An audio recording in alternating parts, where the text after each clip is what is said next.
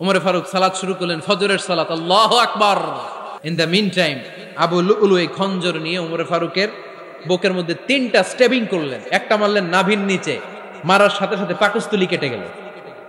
আরেকটা মারলেন পাজরে, পাজর ছিঁড়ে গেল। 3টা মারার পরে উমরে ফারুক বললেন, কাতালানি আল কাল, এক কুকুর আমাকে মেরে ফেলেছে। পেছন থেকে এক সাহাবীকে টান মেরে সামনের দিকে নিয়ে গেলেন, তুমি নামাজের ইমামতি করাও। আর ওমরে ফারুককে বাকিরা ধরাধরি করে পেছনে নিতে আরম্ভ করলেন। আর এই আত্মাই আক্রমণ যে করেছে, সে কাতারের মাঝখান দিয়ে যেতে আরম্ভ করলো আর 2 দিকে ছুরি মারতে আরম্ভ করলো। 13 জন সাহাবীর গায়ে ছুরি মেরেছে, 7 জন সাহাবা স্পট ডেথ, জায়গায় মৃত্যু। এই ভয়ঙ্কর অবস্থা দেখে এক সাহাবী বুরনুস, এক ধরনের জুব্বা আছে মাথাওয়ালা, অনেকে জ্যাকেট পরছেন না এরকম মাথাওয়ালা, লম্বা জুব্বা আছে আরবরা শীতে পরে মাথাওয়ালা, এই মাথাওয়ালা জুব্বা বের করে এক সাহাবী জালের মতো তার দিকে উড়ায় মারল। ওই বুরনুসের মধ্যে পেঁচিয়ে আবু লুলু মাটিতে পড়ে গেল আর সুইসাইড করে ফেলল, নিজের বুকে নিজে মেরে আত্মহত্যা। যেই সাহাবীকে ইমামতির জন্য দাঁড় করালেন, উনি ছোট্ট সূরা দিয়ে প্রথম রাকাতে সূরা আল কাউসার, দ্বিতীয় রাকাতে সূরাতুল ইখলাস দিয়ে নামাজ শেষ। উমরে ফারুক বেহুশ। উমরে ফারুক কি বেহুশ। সবাই কান্নাকাটি করতেছে, সবাই দেখতে গেলেন, এখন হুঁশ ফিরে না। মুখের মধ্যে, মুখ খুলে রাষ্ট্রের চিকিৎসক মুখের মধ্যে দুধ দিলেন, ওই নাভি দিয়ে দুধ বের হয়ে যায়, পাকস্থলী কেটে ওখান দিয়ে দুধ বের হয়ে যাচ্ছে। তারা বলল, ওনারে বাঁচানো সম্ভব না, দেখেন হুঁশ ফিরে কিনা। হুঁশ ফিরলে ওনার পরে কে আমির হবে, উনি যেন প্যানেল ঠিক করে দিয়ে যায়। সবাই তাকিয়েছে ওমরে ফারুকের চোখের দিকে। আল্লাহর মেহেরবানিতে ঘন্টা খানিক পরে উনি চোখ খুললেন। চোখ খোলার পরেই বলেন নাই, ও মা আমি মরে যাই। চোখ খোলার পরে উনি বলেন নাই, কে মারলো আমারে। চোখ খোলার পরে উনি বলেন নাই, আমার পরে নেতা কে হবে। চোখ খোলার পরে সর্বপ্রথম কথাটি ছিল, আসল্লান নাস, আমার নেতৃত্বে যে ফজরের নামাজটা শুরু হয়েছিল এটাকে ঠিক মতো তোরা পড়েছিলি? আমার নেতৃত্বে যে ফজরের জামাত শুরু হয়েছিল সেটা ঠিকঠাক মতো সমাপ্ত হয়েছিল কিনা আগে বল। আসল্লান নাস, নামাজটা হয়েছে কিনা বল। সুবহানাল্লাহ বলতে পারলেন না? This is Umar, hour super hero. নেতা অনেকগুলো লাগে না, এরকম নেতা একটাই যথেষ্ট যে গোটা বিশ্বকে কাঁপায় দিতে পারে। চিল্লায় বলো ঠিক কিনা? বিশ্বনবী মক্কায় বসে বসে তাহাজ্জুদের সালাত পড়ে আল্লাহর কাছে দোয়া করলেন, আল্লাহুম্মা আইজ্জাল ইসলাম বিআহাব্বির রাজুলাইনি ইলাইক। ও আল্লাহ, 2 জন লোকের নাম বলবো, 2 জনের দরকার নেই, এই 2 জনের একজনকে আপনি ইসলামের সুশীতল ছায়া তলে এনে ইসলামকে বিজয় দান করে দেন। মুহূর্তের মধ্যে দোয়াটা কবুল করে নিয়েছে কে? বিশ্বনবী বললেন, আল্লাহ 2 জনের নাম বলবো আজকের দোয়ায়। আবি জাহাল ইবনে হিশাম, হয়তো হিশামের বেটা আবু জাহেলকে আপনি ইসলামের ভিতরে নিয়ে আসেন, কিংবা ওমর ইবনুল খাত্তাব, খাত্তাবের বেটা ওমরকে আপনি ইসলামের ছায়া তলে নিয়ে আসেন। ওমরে ফারুকের জন্য দোয়াটা কবুল করে নিয়েছে কে? মক্কার যে অবস্থা, আল্লাহর হাবিব সাল্লাল্লাহু আলাইহি ওয়াসাল্লাম বুঝলেন, মক্কার এই 2 জনের একজন যদি আমার সাথে না থাকে তাহলে মক্কায় দাওয়াতি কাজ চালিয়ে যাওয়া যাবে। আল্লাহরে বললেন, আল্লাহ বেশি চাই না, এই 2 জনের একজন, হয় আবু জাহেল নয় ওমর, হয় আবু জাহেল নয় ওমর। বিশ্বনবী যখন দোয়া করলেন, এই দোয়ার একটা ইমানি ধাক্কা, নুরানি ধাক্কা সাইয়েদনা ওমরে ফারুকের হৃদয়কে স্পর্শ করে ফেলল। দোয়া ইজ লাইক এ মিসাইল। এই যে আমরা দোয়া করি, এটা মিসাইলের মতো। যুদ্ধে মিসাইল হামলা করে না? মিসাইল হামলা করার পরে এই মিসাইল লক্ষ্য বস্তুতে যে ভেদ করে, ঠিক কিনা?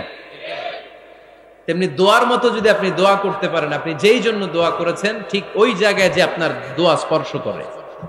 সুবহানাল্লাহ পড়বেন না? বিশ্বনবীর দোয়ার মাধ্যমে প্রথমে সাইয়েদনা ওমর ফারুকের হৃদয়ে এক ধাক্কা লাগলো। 2 নম্বরে রব্বুল আলামিন সূরাতুল হাক্কা দিয়ে ওমর ফারুকের হৃদয়ের মধ্যে দিলেন এক ধাক্কা। পড়েন আল্লাহু আকবার। কোরআনের ভেতরে সূরাতুল হাক্কা নামে একটা সূরা আছে না নাই? আল হাক্কাতু মাল হাক্কা ওয়া মা আদরাকা মাল হাক্কা। পড়েন আল্লাহু আকবার। বিশ্বনবী যখন দোয়া করলেন, ওই দোয়া যখন সাইয়েদনা ওমর ফারুকের হৃদয়ে স্পর্শ করলো, সাইয়েদনা ওমর ফারুক সব সময় বিশ্বনবীরে ফলো করতে আরম্ভ করলেন। বিশ্বনবী ডানে গেলে লুকিয়ে লুকিয়ে ওমর ফারুক ডানে যায়, বিশ্বনবী বায়ে গেলে লুকিয়ে লুকিয়ে ওমর ফারুক বায়ে যায়। বিশ্বনবী একবার মসজিদুল হারামে যে নামাজ পড়তে শুরু করলেন, ওমর ফারুক তখন বিশ্বনবীর পিছু পিছু ছদ্মবেশে পেছন থেকে যে বিশ্বনবী কিভাবে নামাজ পড়ে দেখতে শুরু করলেন। বিশ্বনবী ইন দা মিন টাইম এশারা নামাজে আল হাক্কাতুমাল হাক্কা তেলাওয়াত শুরু করে দিলেন। আল হাক্কাতুমাল হাক্কা তেলাওয়াত শুরু করে দিলেন। তেলাওয়াত করতে করতে বিশ্বনবী যখন তেলাওয়াত করতেছে, ওমর ফারুক এরকম দুলতেছে আর মজা পাচ্ছে। ওমিয়া বিশ্বনবীর কণ্ঠ বুঝি আমার মতো কণ্ঠ, আপনার মতো কণ্ঠ, আহমদ বিন ইউসুফের কণ্ঠ, আব্দুল বাসিতের কণ্ঠ না। বিশ্বনবীর গলায় যে কি সুরের ঝংকার আল্লাহ দিয়েছেন, কি সুরের লহরী আল্লাহ দিয়েছেন, একবার যে শুনতো পাগল হয়ে যেত। আল্লাহু আকবার।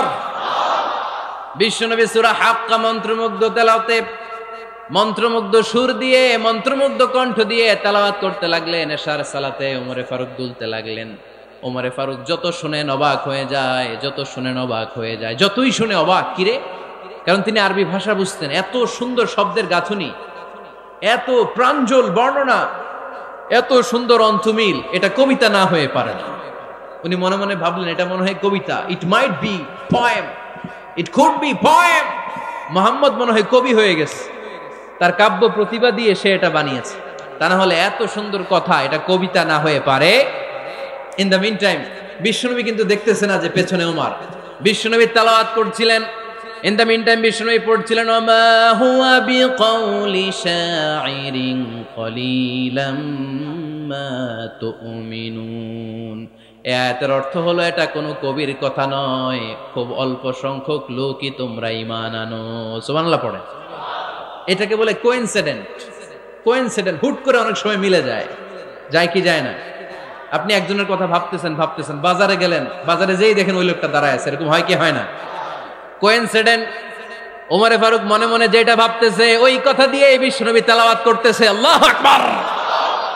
বিশ্বনবী যে আয়াত তেলাওয়াত করছিলেন, আয়াতের অর্থ হলো এটা কোনো কবির বানানো কবিতা না, খুব অল্প সংখ্যক লোকই তোমরা ঈমান আনো। ওমর ফারুক আটকে উঠলেন, থমকে দাঁড়ালেন। ঘটনা কি? আমি মনে মনে ভাবলাম, কি এত সুন্দর কথা, এটা তো মানুষের কথা হতে পারে না, এটা নিশ্চয়ই কবিতা, কবির কথা। কিন্তু মুহাম্মদ এখন আবার পড়তেছে ওমা হুয়া বিকাউলি শাইর, এটা কোনো শায়েরের, কবির কথা নয়। কলিলাম মা তুমিনুন, অল্পই তোমরা ঈমান আনো। তার মানে আমার মনে যা চলে মুহাম্মদ এটা টের পায়। মুহাম্মদ গণক। নাউজুবিল্লাহ পড়বেন না? মুহাম্মদ অনেক বড় মাপের একজন গণক। মানুষের হৃদয়ে কি চলে, মনে মনে কি ভাবে, মুহাম্মদ না দেখেও বলে দিতে পারে। ইন দা মিন টাইম বিশ্বনবী পরের আয়াতে পড়লেন ওয়ালা বিকাউলি কাহিনিন কলিলাম মা তাযাক্কারুন। এই আয়াতের অর্থ হলো এটা কোনো গণকের বানানো গণনা নয়, খুব অল্প সংখ্যক লোকই তোমরা উপদেশ হিসেবে এটাকে মানো। সুবহানাল্লাহ পড়েন। এবার আর ওমর ফারুকের সহ্য হয় না, কি আজীব তামাশা। প্রথমে মনে করলাম কবিতা, মোহাম্মদ কয় কবি না, সে কবি না, এটা কবিতা না। তারপর ভাবলাম সে গণক, সে আয়াত পরে পরে বলে দিল এটা গণনা নয়, তাহলে এটা কি? এটা কি কবিতাও না, গণনাও না, তাহলে এটা কি? বিশ্বনবী তখন বললেন তানজিলুম মির রাব্বিল আলামিন। সুবহানাল্লাহ পড়েন। পরের আয়াত ছিল তানজিলুম মির রাব্বিল আলামিন। এটা দুনিয়ার কোনো কবির বানানো কবিতা না, এটা কোনো গণকের গণনা না, এটা কোনো সাহিত্যিকের বানানো সাহিত্য নয়, এটা মহাবিশ্বের পরিচালক রব্বুল আলামিনের কাছ থেকে পাঠানো কিতাব কোরআন। সূরা হাক্কার ধাক্কায় ওমর ফারুক কাইত। প্রথমে ধাক্কাটা লাগলো যে দোয়া। বিশ্বনবী তাহাজ্জুদে কেঁদে দোয়া করলেন, আল্লাহ হয় আবু জাহেল রে দিবা, নাইলে ওমর রে দিবা। ওই দোয়া ওমর ফারুকের হৃদয়ে ছোঁয়া লেগেছে। এরপরে হাক্কা, সূরাতুল হাক্কা দিয়ে দিলে এক ধাক্কা। এই ধাক্কা খেয়ে উথাল পাথাল হৃদয়ের মধ্যে, হায় রে এ কি বাণী, এ কেমন কথা, কে মুহাম্মদ? তারপরও শয়তানের ওয়াসওয়াসা আছে না নাই? আল্লাহ বলে যতই ওয়াসওয়াসা ওমরকে দেয়া হোক, আমি ওমরে ফারুককে এই মুসলিম উম্মাতের সেনাপতি বানিয়ে ছাড়বো, আমি সেনাপতি বানাবো। এবার 3 নাম্বার ডোজ। ডাক্তারের কাছে গেলে প্রথমে দেখবেন সিম্পল ডোজ দেয়, নরমাল ওষুধ, এটাতে কাজ না হলে ডোজ বাড়ায়, একেবারে কাজ না হলে অ্যান্টিবায়োটিক মারে, আছে না নাই? আল্লাহ প্রথমে দোয়ার ছোঁয়া লাগালেন, তারপর সূরা হাক্কা দিয়ে ধাক্কা মারলেন, এরপরে রব্বুল আলামিন বলেন এবার 3 নাম্বার ডোজ সূরা তহা দিয়ে আমি তোমার হৃদয়টারে উজালা বানায় দেব রে ওমর। শয়তান ওদিক দিয়ে ওয়াসওয়াসা, খেলা দুই দিক থেকে চলতেছে। আল্লাহ তাআলা হেদায়েতের রাস্তায় টানছে, শয়তান জাহান্নামের দিকে টানছে। ঘোষণা দেয়া হলো মক্কায়, মুহাম্মাদের মাথা কেটে এনে দিলে এত এত স্বর্ণ মুদ্রা দেয়া হবে। ওমরে ফারুক রাজি হয়ে গেলেন, নাঙ্গা তলোয়ার নিয়ে বিশ্বনবীর মাথা কাটার জন্য ছুটলেন। নাউজুবিল্লাহ পড়বেন না? বনু জাহরা গোত্রের এক লোক বলে, আইনা ইয়া ওমর, কই যাও? মুহাম্মাদের মাথা কাটতে যাই। আরে মুহাম্মাদের মাথা কাটতে যাও? তোমার বোন ফাতিমা বিনতে খাত্তাব আর তোমার বোন জামাই সাঈদ কদ সাবা, এরা তো ধর্ম ত্যাগ করে ফেলছে, এটা তো আমাদের ধর্ম ত্যাগ করে মুহাম্মাদের ফলোয়ার হয়ে গেছে। আগে ওমর ঘর সামলাও, পরে মুহাম্মাদের মাথা কাটতে যেও। ওমরে ফারুক অবাক হয়ে গেলেন, তলোয়ার নিয়ে বিশ্বনবীর দিকে না যে নিজের বাড়ির দিকে চলে গেলেন। বিশ্বনবীর আপন বোন ফাতিমা বিনতে খাত্তাব, বোন জামাই সাঈদ আর খাব্বাব রাদিয়াল্লাহু তাআলা আনহু তিনজন মিলে সূরা তহা তেলাওয়াত করছিলেন। পড়েন সুবহানাল্লাহ। মক্কায় লুকিয়ে লুকিয়ে দাওয়াত হতো। খাব্বাব রাদিয়াল্লাহু তাআলা আনহু একটা চামড়ার ফলকের মধ্যে সূরা তহার কয়েকটা আয়াত এনে ওমরে ফারুকের বোন আর বোন জামাইকে শিক্ষা দিচ্ছে, ট্রেনিং দিচ্ছে। সুবহানাল্লাহ পড়েন। লুকিয়ে লুকিয়ে ওমরে ফারুক যখন ঘরে চলে আসলেন, এরা তটস্থ হয়ে গেল। সাইয়েদনা খাব্বাব বিছানার তলায় লুকিয়ে গেলেন। ওমরে ফারুক বললেন, দরজা খোলো। ফাতিমা বিনতে খাত্তাব দরজা খোলার পরে নির্মম ভাবে সাইয়েদনা ওমর রাদিয়াল্লাহু তাআলা আনহু বোনের গায়ে আঘাত শুরু করে দিল। বোন জামাইকে আহত করতে শুরু করলো আর বলতে শুরু করলো, তোরা পাগল হলি কেন? কি আছে ওই মুহাম্মাদের মধ্যে? কি জাদু নিয়ে এসেছে? সে যাই বলে লোকজন পাগল হয়ে যায়, সবাই তার উপর কালিমা পড়ে ঈমান এনে ফেলে। কি এমন জিনিস তোদের কাছে আছে যেটা দেখে মুহাম্মদকে তোরা ভালোবাসলি? কি আছে? কি পড়তেছিলি আমারে দেখা। ফাতেমা বলে, ইন্নাকা রিজসুন লা ইয়ামাসসুহু ইল্লাল মুতাহহারুন। ও আমার ভাই ওমর, তুমি নাপাক। তুমি কি? লা ইয়ামাসসুহু ইল্লাল মুতাহহারুন, পবিত্রতা অর্জন না করে এই কোরআন ধরা যায় না। সুবহানাল্লাহ পড়েন। উমরে ফারুক গোসল করে আসলেন, কারণ ধাক্কা তো আগে কয়েকটা খাইছে। কথা বুঝেন নাই বোধহয়? প্রথমে দোয়ার ধাক্কা, পরে কোন সূরা দিয়ে ধাক্কা? হাক্কা দিয়ে ধাক্কা। 3 নম্বরে এখন আরেকটা ধাক্কা খাবে। গোসল করে আসলেন। ফাতিমা বিনতে খাত্তাব বললেন, গোসল যখন করে এসেছেন, এই নেন। উমরে ফারুক এবার চামড়ার কাপড়ের মধ্যে সূরা তহার প্রথম আয়াতের দিকে নজর করলেন। নজর করেই কোরআনের প্রেমে পড়ে গেলেন। পড়েন সুবহানাল্লাহ। উমরে ফারুক পড়তে আরম্ভ করলেন, তহা মা আনজালনা আলাইকাল কুরআনা লিতাশকা ইল্লা তাযকিরাতাল লিমান ইয়াখশা তানজিলাম মিম্মান খালাকাল আরদা ওয়াস সামাওয়াতিল উলা। সুবহানাল্লাহ পড়েন। উনি পড়তে আরম্ভ করলেন, তহা মা আনজালনা আলাইকাল কুরআনা লিতাশকা, এই কোরআনকে আমি তোমাদের হতভাগ্য জাতি হিসেবে দুনিয়ায় থাকার জন্য পাঠাই নাই। এটা রব্বুল আলামিনের পক্ষ থেকে এসেছে। যারা রবকে ভয় করে তাদের জন্য আছে উপদেশ। যিনি আকাশ বানিয়েছেন, জমিন বানিয়েছেন, ওই আল্লাহ তাআলা নিজেই এই কোরআন পাঠিয়েছে। আওয়াজ করে পড়তে হবে, আল্লাহু আকবার। উনি খুব ভালো আরবি জানতেন। সূরা তহা পড়ার পরে আর ধৈর্য ধারণ করতে পারে না। ওমরে ফারুক ছোট্ট বাচ্চার মতো কান্না শুরু করে দিলেন। আল্লাহু আকবার। সূরা তহাটা হাতে নিয়ে, তলোয়ারটা হাতে নিয়ে বিশ্বনবীর দিকে ছুটতে আরম্ভ করলেন। আইনা মুহাম্মদ, কোথায় মুহাম্মদ? তোমরা আমাকে মুহাম্মাদের কাছে নিয়ে চলো। বিশ্বনবী তখন সাফা পাহাড়ের পাদদেশে দারুল আরকাম ইবনে আলকামের ঘরে লুকিয়ে লুকিয়ে কোরআনের দাওয়াত দিতেন। ওমরে ফারুককে পাগলের মতো ছুটে আসতে দেখে বিশ্বনবীর চাচা হামজা ইবনে আব্দুল মুত্তালিব বলল, নবী আপনি পালান। ওই যে খাত্তাবের বেটা ওমর আপনাকে অপমান করার জন্য, আক্রমণ করার জন্য তেরে এসেছে। সাহাবীরা বললেন, নবী আপনি পালিয়ে যান, আমরা সামাল দেব। বিশ্বনবী বললেন, না আমি পালাবো না, বরং তোমরা সরে যাও। ওমর ইবনুল খাত্তাবকে আমার দরবার পর্যন্ত আসতে দাও। আমার তো মনে হচ্ছে ওই যে তাহাজ্জুদের নামাজ শেষে চোখের পানি ছেড়ে যে আমি আল্লাহর কাছে দোয়া করেছি, আজকে আমার ওই দোয়াটা কবুল হতে শুরু করেছে। আমার তো মনে হচ্ছে আমার দোয়া কবুল হবে, আসতে দাও। ওমরে ফারুক এসে বললেন, আশহাদু আল্লা ইলাহা ইল্লাল্লাহ ওয়া আশহাদু আন্না মুহাম্মাদান আবদুহু ওয়া রাসূলুহু।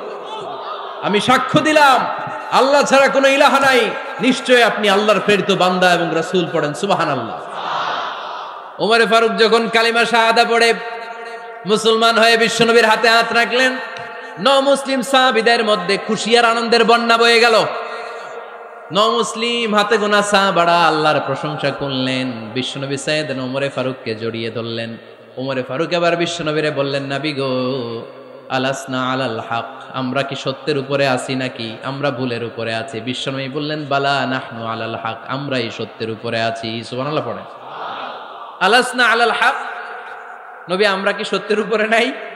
হ্যাঁ অবশ্যই ওমর, তুমি সত্যের উপরে আছো। ওমরে ফারুক বললেন, তাহলে ফাফিমাল ইখতিফা, তাহলে লুকায় লুকায় আর দাওয়াত দেব কেন? আমি তো কালিমা পড়ে ফেলছি, আসেন আমার সাথে বের হই। ফাফিমাল ইখতিফা, আর লুকায় লুকায় কেন? আসেন আমরা বাইরে বের হই। বিশ্বনবী বললেন, ওমর এটা মাক্কি জীবন, এখানে আমরা একটু গোপনে গোপনে দাওয়াত দিতে চাই। ওমরে ফারুক বলে, না, আমার দায়িত্ব, আমি একটা মিছিল দিতে চাই নবী। আল্লাহর নামের তাকবীর দিতে দিতে দারুল আরকাম থেকে শুরু করে মসজিদুল হারাম পর্যন্ত একটা মিছিল দিয়ে আমি মক্কা কাঁপাইয়া দেব। অনুমতি দেন। বিশ্বনবী দিতে চান। ওমর ফারুক অনেক বোঝানোর পরে স্বল্প পরিসরের একটা অনুমোদন পাওয়া গেল বিশ্বনবী সাল্লাল্লাহু আলাইহি ওয়াসাল্লামের কাছ থেকে। কিন্তু মিছিল যে দিবে, মিছিলের জন্য লোকের দরকার আছে না নাই? এখানে লোক নাই, আমি একাই মিছিল দিতেছি। এটা জমবে, মিছিল জমবে। খুঁজে উনি 11 জন মুসলিম সাহাবা পেলেন। কয়জন? ওমরে ফারুক বললেন, 11 জনই সই। এই 11 জন নিয়েই আমি আল্লাহর নামের তাকবীর দিব। 2 লাইন করলেন। কয় লাইন? 2 লাইন। পেছনে 6 জন, আর এই লাইনের নেতা বানালেন বিশ্বনবীর চাচা হামজাকে রাদিয়াল্লাহু তাআলা আনহু। আর সামনে 5 জন, তার আগে দাঁড়ালেন উনি নিজেই। তাহলে 6 6 12। বললেন, এই 2 লাইনই আমরা তাকবীর দিতে দিতে, বেশি না, এই দারুল আরকামের ঘর থেকে, আপনারা জানেন যে সাফা মারোয়া এখন যে সাই হয়, এই সাফার পাদদেশে ছিল দারুল আরকামের ঘর। উনি বললেন, এখান থেকে ওই যে কাবার গিলাফ দেখা যায়, কাবার গিলাফ পর্যন্ত আমরা এই তাকবীর নিয়ে ওখানে যাব। সুবহানাল্লাহ পড়বেন না? ওখানে উনি দাঁড়িয়ে ছোট্ট একটা ভাষণ দিয়েছিলেন। উনি বলেছিলেন, মান আরাদা আন তাসকুলা উম্মু ওয়া ইয়াতামা ওয়ালাদু ওয়া তারমিলা যাওজাতুহু ফালিয়াসুদ্দানি। খেয়াল করে শুনেন, কান দুইটা খরগোশের কানের মতো খাড়া করেন। উনি এক বাক্যের একটা ভাষণ দিলেন। ভাষণ দিতে জানলে বড় ভাষণ দেয়া লাগে না। এক বাক্যের ভাষণ দিয়ে গোটা বিশ্বকে ঝাঁকুনি মারা যায়। চিল্লায় বলো ঠিক কিনা? ওমরে ফারুক এক বাক্যের একটা ছোট্ট ভাষণ দিলেন। মান আরাদা আন তাসকুলা উম্মু, কে আছো মায়ের এই মক্কায়, কে আছো মায়ের বুক খালি করতে চাও? ইয়াতামা ওয়ালাদু, কে আছো বাচ্চাগুলারে, নিজের সন্তানগুলোরে ইয়াতিম বানাতে চাও? কে আছো তারমিলা যাওজাতুহু, নিজের স্ত্রীকে বিধবা বানাতে চাও? ফালিয়াসুদ্দানি, বুকের পাটা থাকলে আমি ওমর রে থামাও। ফালিয়াসুদ্দানি, দেখি মক্কায় কার এত বড় বুকের পাটা। কে আছো মায়ের বুক খালি করতে চাও, সন্তান রে এতিম বানাতে চাও, স্ত্রীকে বিধবা বানাতে চাও? ফালিয়াসুদ্দানি, পারলে আমারে ঠেকাও। এই বলে উনি আল্লাহু আকবার, আল্লাহু আকবার, আল্লাহু আকবার বলে স্লোগান শুরু করে দিলেন। এক এক স্লোগানে মক্কার মরুজমিন থারথার করে কাঁপতে আরম্ভ করলো। এই মিছিল মক্কার কেউ দেয় নাই। মিছিলের আওয়াজ শুনে আবু জাহেল বাইরিস, উতবা বাইরিস, শাইবা, ওয়ালিদ ইবনে মুগীরা সব বের হয়েছে। কিরে, আমার এলাকায় এত বড় স্লোগান, কার এত সাহস? বের হয়ে দেখে মিছিলের সামনে ওমর। ওমর রে দেখে দিছে এক দৌড়। কারণ ওমরে ফারুককে থামানোর মতো বাপের বেটা মক্কায় দ্বিতীয়টা কেউ ছিল না। আওয়াজ করে বলেন ঠিক কিনা? ওমরে ফারুক আল্লাহু আকবার, আল্লাহু আকবার বলে স্লোগান দিতে দিতে মসজিদুল হারামের ভেতরে ঢুকে গেল। কাবার গিলাফ ধরার পরে সেদিন মিছিল থেমেছে। ওই আল্লাহর নামের স্লোগান সেদিন কেউ থামাতে পারে নাই, কিয়ামত পর্যন্ত কেউ থামাতে পারবে না। চিল্লায় বলো ঠিক কিনা? ওই রকম একটা ওমরের দরকার, আমাদের বেশি চাই না। জোরে বলেন ঠিক কিনা? দাও খোদা দাও আমায় আবার ওমর দারাজ দিল, দাও খোদা দাও আমায় আবার ওমর দারাজ দিল, দাও আলীর মতো বীর সেনানী, আলীর মতো বীর সেনানী জাগাতে নিখিল, দাও খোদা দাও আমায় আবার ওমর দারাজ দিল। সুবহানাল্লাহ পড়েন। একটা ওমর লাগবে, চিল্লায় বলেন কয়টা? ওই ওমরের অপেক্ষায় বাংলাদেশ সহ গোটা মুসলিম উম্মাহ, ঠিক কি না? একটা ওমরই যথেষ্ট। আমাদের সেন্ট্রাল লিডারশিপ নাই তো, আমাদেরকে এদিকে লাথি মারলে আমরা ওইদিকে যাই, ওদিক থেকে গুতা মারলে আমরা এদিকে যাই। আমাদের রিপ্রেজেন্টেটিভ, আমাদের প্রতিনিধিত্ব করার মতো কোনো কেন্দ্রীয় লিডারশিপ নেতৃবৃন্দ গোটা বিশ্বে নাই, ঠিক কি না? আমরা সেই ওমরে ফারুকের অপেক্ষায়, আমরা সেই ইমাম আল মাহাদির অপেক্ষায়। এই ওমরে ফারুক আমাদের মডেল, ঠিক কি না? থার্ড ইন পজিশন এই পুরা উম্মতের মধ্যে ওনার পজিশন নাম্বার 3। 1 নাম্বার পজিশন বিশ্বনবীর, কার? 2 নাম্বার পজিশন কার? আবু বকর। 3 নাম্বার পজিশন কার? ওমরে ফারুকের। বিশ্বনবী বলতেন লা নবিয়্যা বা'দি, লা নবিয়্যা বা'দি, আমার পরে কোনো নবী নাই। ওয়ালা রাসূলা, আমার পরে কোনো রাসূলও নাই। আমার নবীর পরে আর কোনো নবী আছে?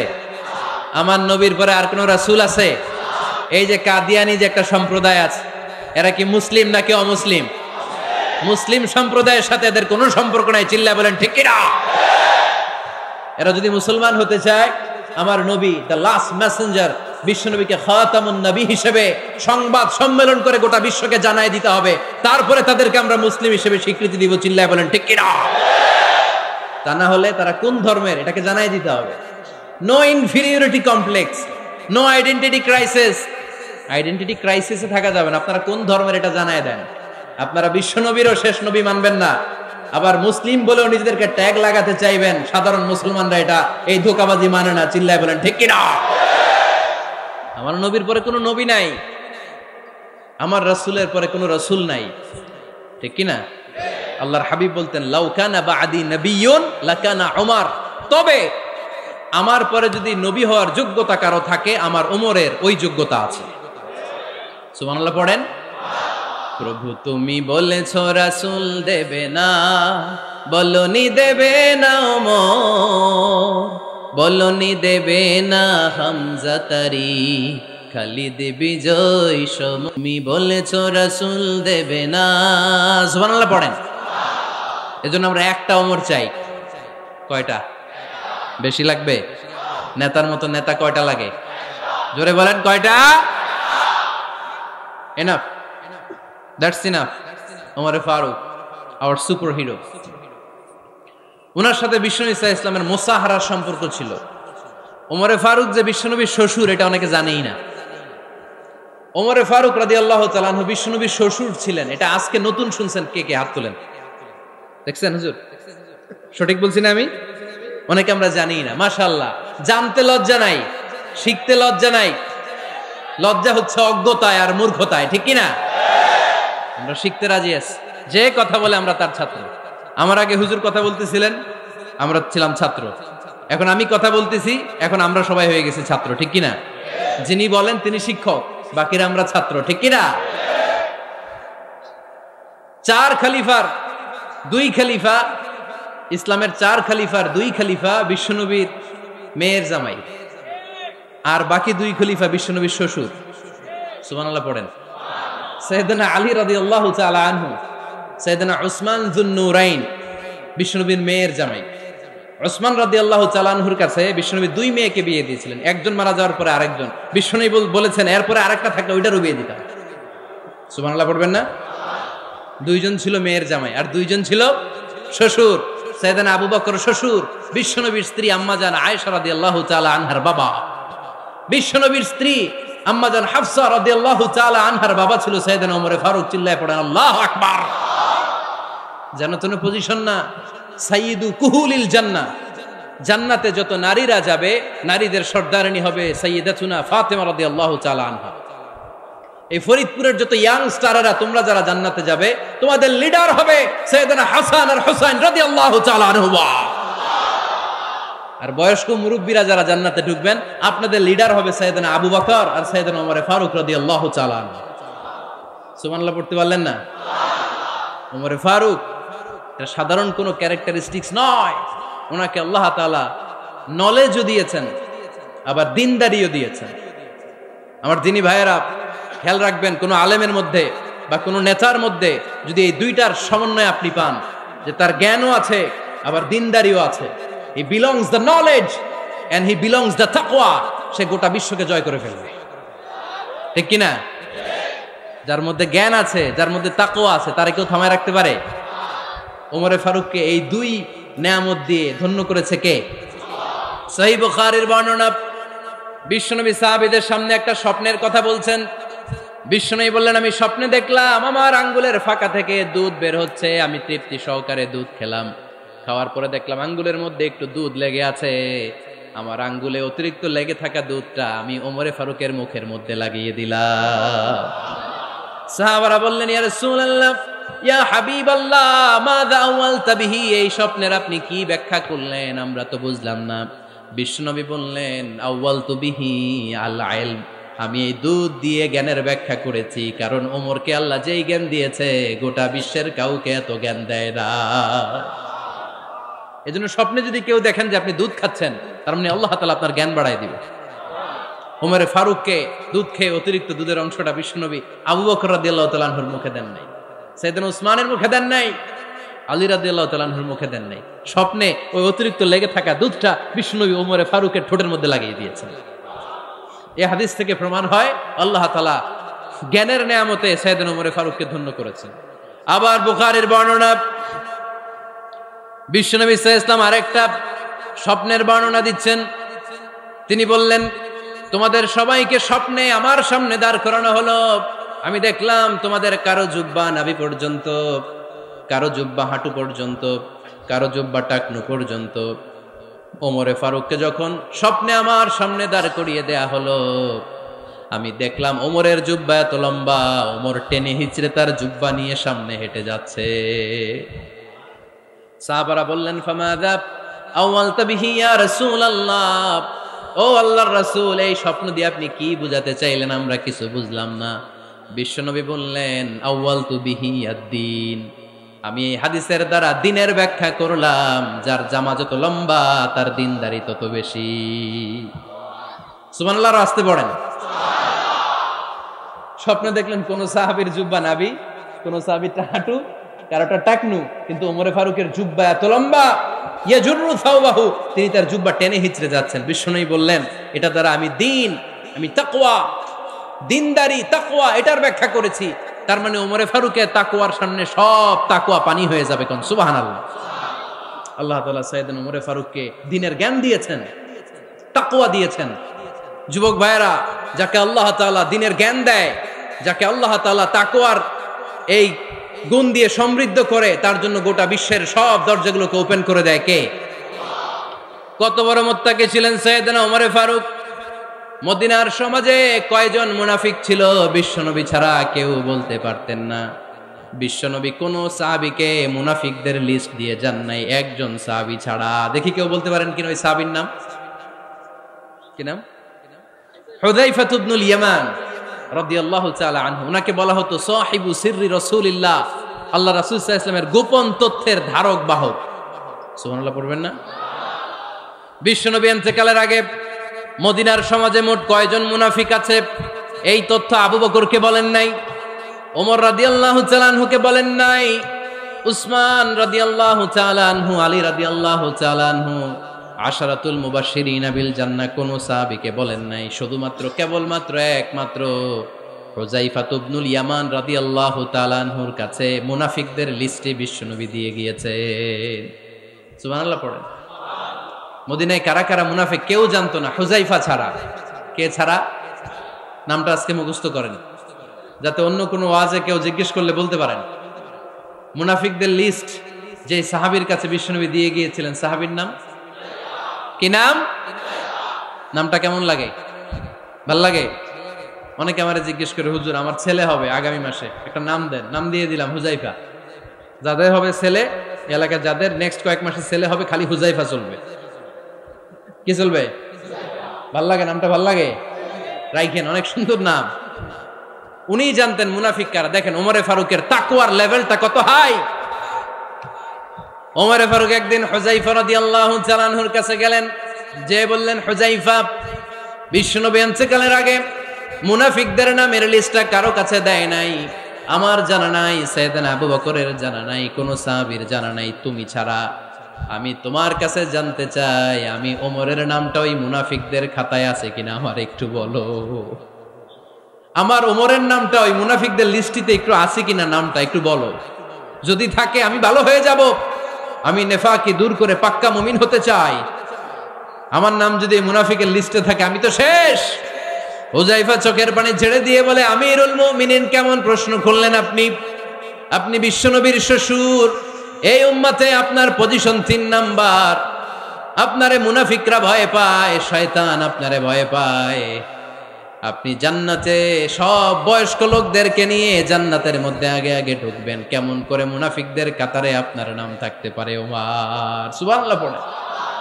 কি বিনয়ী, কি তাকওয়া। হুযায়ফাকে যে ধরতেন, হুযায়ফা একটু বলো না আমার নামটা মুনাফিকদের লিস্টিতে আছে কিনা।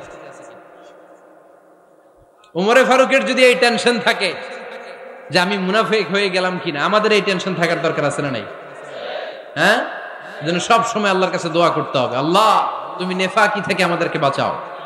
আরো জোরে পড়েন আমিন।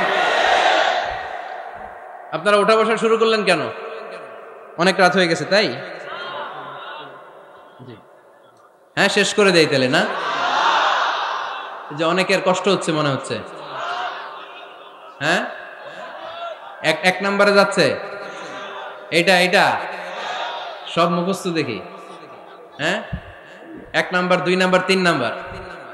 1 নাম্বার হইল পেশাবখানা, 2 নাম্বার পায়খানা, 3 নাম্বার নাকি এইটা?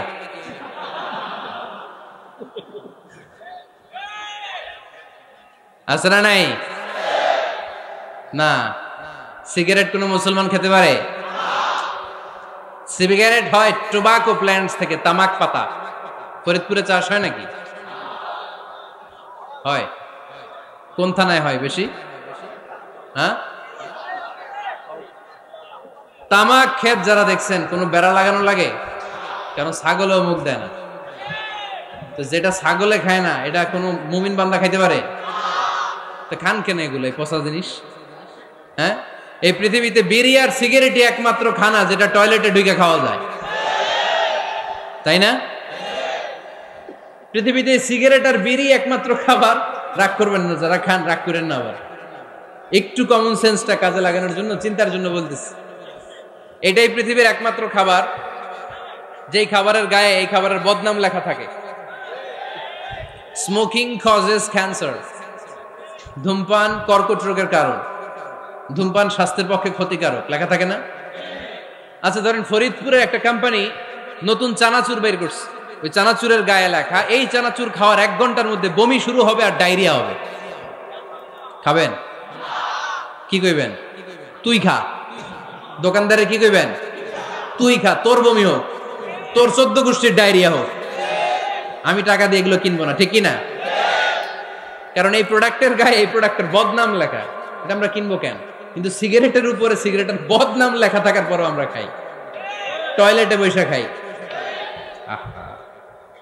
এটার মধ্যে একটা পয়জন আছে, এটাকে বলে স্লো পয়জন, নিকোটিন। এটা আপনার লাং, ফুসফুসকে শেষ করে দিবে। Slow poison. সিগারেট খাওয়া অনেকটা আত্মহত্যা শামিল। বিষ খেলে সাথে সাথে মরে, সিগারেট খেলে ধুকে ধুকে মরে। আর সিগারেট থেকে হিরোইন, গাঁজা, ফেন্সিডিল, ইয়াবা, মেরিজুয়ানার পথে মানুষ পথ বাড়ায়, পা বাড়ায়, তাই না? এগুলো খাবেন না। ওয়ালা তুলকু আইদিকুম ইলা তাহলুকা, নিজে নিজেকে স্বেচ্ছায় ধ্বংসের দিকে ঠেলে দিও না। জীবনটা অনেক সুন্দর, জীবনটা অনেক রঙিন, আল্লাহর দেয় জীবনটাকে উপভোগ করার দরকার আছে না নাই? এই জন্য সিগারেটকে এই ফরিদপুরের প্রোগ্রাম থেকে আমরা আজকে নো বলে দিলাম। কি বলে দিব? আওয়াজ করে সবাইকে আমরা সবাই একসাথে বলবো, সিগারেটকে কি বললাম? মনে থাকবে? মাহফিলের প্যান্ডেল থেকে বাইর হয়ে আবার ইয়েস, হ্যাঁ না, ইয়েস করা যাবে না। সিগারেটকে কি বললাম? নো। ওমর ফারুক রাদিয়াল্লাহু তাআলা আনহু আমাদের সুপার হিরো, আমাদের সবাই বলেন আমাদের। উনি কত বড় সুপার হিরো শুনেন। উনি জুমার খুতবা দিচ্ছেন। কি দিচ্ছেন? মসজিদে নববীতে। খুতবার মাঝখানে হঠাৎ বললেন, ইয়া সারিয়াতাল জাবাল, ইয়া সারিয়াত ইবনে জানিমিল জাবাল। এই কথা বলেই আবার খুতবা দিতে শুরু করলেন। উনার এই ইয়া সারিয়াত ইবনে জানিমিল জাবালের সাথে আগের কথারও কোনো মিল নাই, পরের কথারও কোনো মিল নাই। জুমার নামাজের পর মুসল্লি সাহাবারা ধরলেন, বললেন, ইয়া আমিরাল মুমিনিন। খুতবার মাঝখানে হঠাৎ করে ইয়া সারিয়াত ইবনে জালিমিল জাবাল বলে আপনি চিৎকার করলেন কেন? আপনার এই বাক্যের সাথে আপনার খুতবার আগের বাক্যের কোনো মিল নাই, আপনার খুতবার পরের বাক্যেরও কোনো মিল নাই। এই কথা আপনি কারে বললেন? কারে উদ্দেশ্য করে বললেন? এই কথার তাৎপর্য কি আমাদেরকে বুঝিয়ে বলেন। ওমরে ফারুক বললেন, আমি যখন খুতবা দিচ্ছি আমি দেখতে পেলাম ওই যে কয়েক মাস আগে আমি আমার মুসলিম সেনাবাহিনী পারস্যে আক্রমণের জন্য পাঠিয়েছি, বর্তমান ইরানের ওই বিশাল এলাকাতে পারস্যে আমি আমার ব্যাটালিয়ন পাঠিয়েছি। আমি হঠাৎ করে দেখতে পেলাম আমার মুসলিম বাহিনীর সেনাপতি যুদ্ধের এক পর্যায়ে তার ডানে আছে উপত্যকা, বায়ে আছে পাহাড়, সে পাহাড়ি রাস্তা ছেড়ে দিয়ে উপত্যকার দিকে যেতে শুরু করেছে। আমি দেখতে পেলাম আমার মুসলিম বাহিনী যদি উপত্যকার দিকে ছুটে বেড়ায়, কাফির মুশরিকরা আমার মুসলিম বাহিনীকে কচুকাটা করে ফেলবে। তাই আমি এখান থেকে তাদেরকে কমান্ড দিয়ে বলেছি, ইয়া সারিয়াতাল জাবাল, উপত্যকার দিকে নয় পাহাড়ের দিকে যাও, তাহলেই তোমাদের বিজয় নিশ্চিত হয়ে যাবে। উপত্যকার দিকে যেও না, ইলাল জাবাল, ইলা সারিয়াতিল জাবাল, পাহাড়ের দিকে ছোট। সাহাবারা অবাক, ঘটনা কি? উনি বসে আছেন মদিনায় মসজিদে নববীর মিম্বারে দাঁড়িয়ে, উনি যদি ইয়া সারিয়াতাল জাবাল বলে, এটা কি ইরানে যাবে নাকি? ও মিয়া, তখনকার সময়ে বর্তমানের মতো মোবাইল ছিল নাকি? ইন্টারনেট ছিল নাকি? কিছু ছিল? খালি মুখে আমি যদি বলি ইয়া সারিয়াতাল জাবাল, এটা ইরানে যাবে? ইন্ডিয়ায় যাবে? ঢাকায় তো যাবে না, ফরিদপুর শহরেই তো বসবে না, ঠিক কিনা? কিন্তু এটা আমিরুল মুমিনিন বিশ্বাসী সাহাবারা বিশ্বাস করে নিল। কিছু মুনাফিক ছিল, এরা কয় না ঝামেলাস, এটা তো সম্ভব না। এক কাজ করি, এই সেনাপতি যখন বিজয়ী বেশে মদিনায় ফিরে আসবে আর আমরা ধরব। এরা দিন গুনতে লাগলো, এই সেনাপতি মুসলিম বাহিনী নিয়ে পারস্য জয় করে কবে ফিরে আসবে। এই মুনাফিকের দলগুলো কখনো সেনাবাহিনীকে অভ্যর্থনা জানাতে যেত না, কিন্তু এইবার সবার আগে মদিনার উপকণ্ঠে যে সেনাপতিদেরকে অভ্যর্থনা জানানোর জন্য ফুল নিয়ে রেডি। ফুল নিয়ে দাঁড়ায় সেনাপতি ঢুকার সাথে সাথে ধরছে, এই সেনাপতি কোত্থেকে আসছে? কয় পারস্য জয় করে আসছি।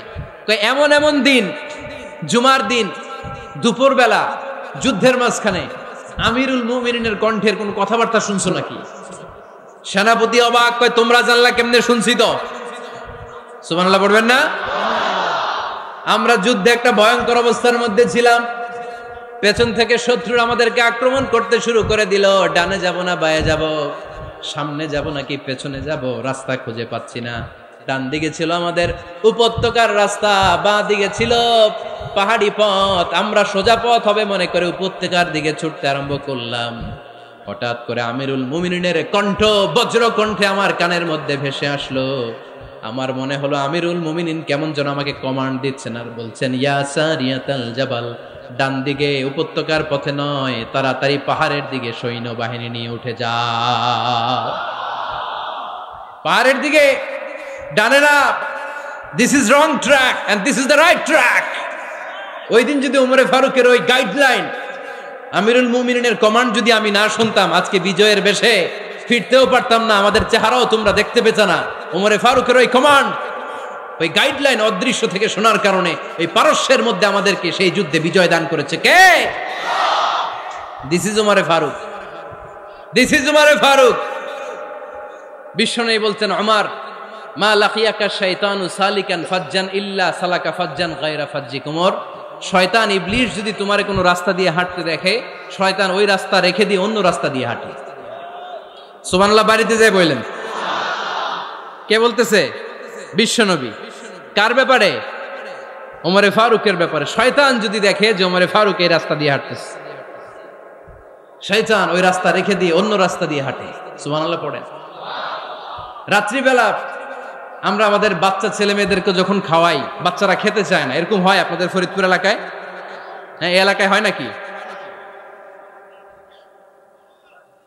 খেতে চায় না বাচ্চারা, এই চকলেট দেখায়া, এই মিনা কার্টুন দেখায়া, এইটা সেইটা এগুলো সেগুলো বলে, গল্প টল্প বলে ভুলায়া খাওয়ানো লাগে, তাই না?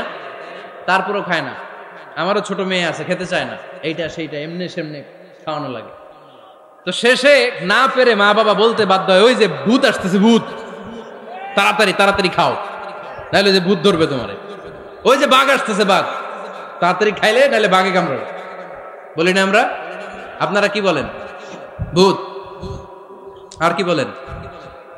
হ্যাঁ হ্যাঁ, আচ্ছা, এক এক জায়গায় এক একটা আমরা বলি, ভূত আসবে, বাঘ খাবে, ভাল্লুক খাবে, তাড়াতাড়ি খাও।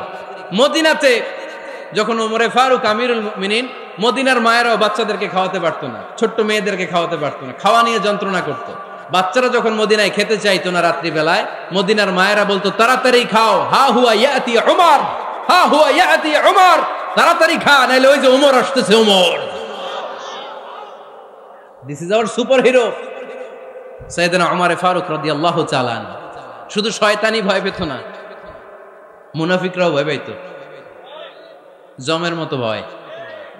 শুধু তাই না, আমাদের আম্মাজান বিষ্ণু ইসা ইসলামের স্ত্রীরাও ওমর ফারুককে ভয় পেতেন। সুবহানাল্লাহ কইবেন না? মাঝে মাঝে বিষ্ণু ইসা ইসলামের সাথে আম্মাজান আয়েশার ঝগড়া হতো, হতো না? আপনাদের ফ্যামিলিতে ঝগড়া হয়? হয় না? হয় না? কার কার দেখি? ওরে আল্লাহ, অনেক আল্লাহর ওলি আছে তো এই জায়গায়। ঝগড়া হয় না? কি কথা কয়, ঝগড়া হয় না বলে? বিশ্বনবীর ফ্যামিলিতে ঝগড়া হয়, আপনার ফ্যামিলিতে হয় না? মিষ্টি ঝগড়া। আর ও বিয়াই করে নাই,